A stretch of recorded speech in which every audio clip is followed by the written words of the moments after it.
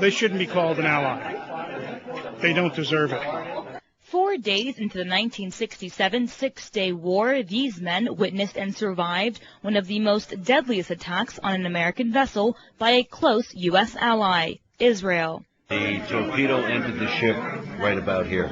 42 years ago, Israeli jet fighter planes and torpedo boats bombarded an American intelligence Navy ship, the USS Liberty, with a series of attacks. The assault lasted 2 hours. According to survivors, killed 34 crewmen, injured over 170 others, and nearly sunk the ship. The whole story of it being an accident is just not true.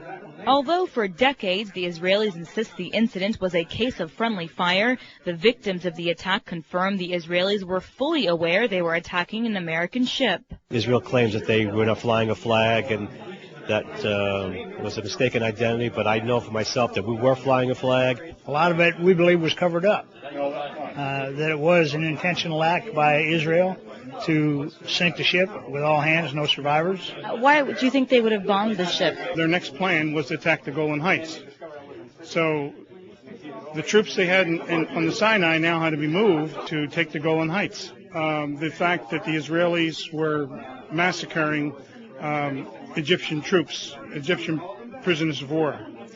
They had so many of them, and once again, they wanted to move all the troops they could to the Syrian border, and they couldn't handle the Egyptian prisoners of war, so they massacred them. So it's perceived that they thought that we were intercepting the fact that that happened. This is a provocative act of war. Would you not agree? Oh yes, definitely. What happened? How did the U.S. react when this happened? USS Saratoga, which was I can't tell you how many miles away, but it was several miles away, launched aircraft to come to our aid once we got the Mayday signal out. And those jets were recalled by McNamara, I believe. They relaunched, and the second wave was called back by President Johnson himself. That he did not want, for whatever reason, did not want the U.S. involved in this on our side. Why do you think that is? Because I think Israel has too much money and they can have too many controlling interests in our government.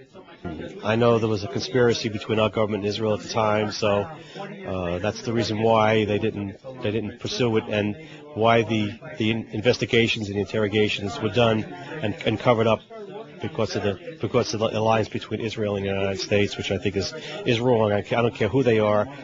You just don't slap a hand for killing 34 guys and wounding over 172 people on board a ship for no apparent reason. As far as I'm concerned, it's just outright murder. And so 42 years after the Israelis bombed an American warship, the survivors of the USS Liberty are still demanding justice. They say they will continue to raise awareness about a provocative act of war that the United States not only refused to respond to, but also help cover up.